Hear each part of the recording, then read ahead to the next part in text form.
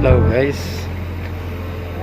so today guys we are going to discuss about this thermocouple calibrator.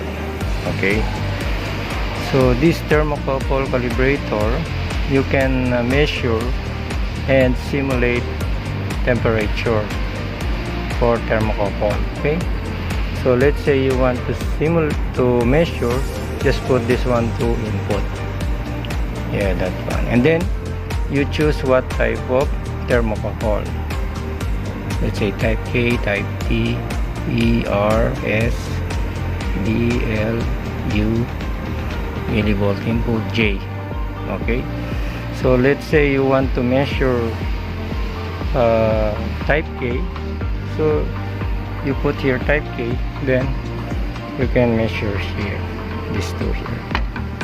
Okay, so let's say you want to simulate, when you want to simulate temperature, just press this output. Okay, then choose what type, this one here. Okay, now to show you, let's say you want to simulate temperature by using this one. It's connected here, you put this one to millivolt. Actually guys, the output of this one is millivolt. You see, when I increase temperature, millivolt increasing. But this multimeter, there is a function for temperature, so just press this one.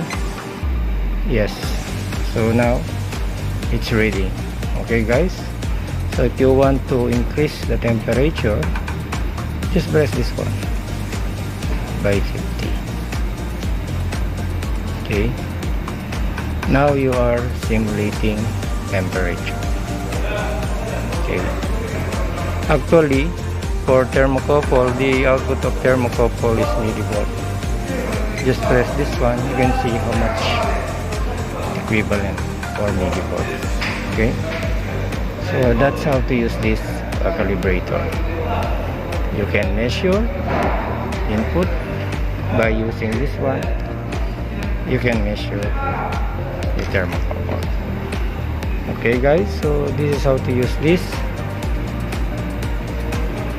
thermocouple calibrator.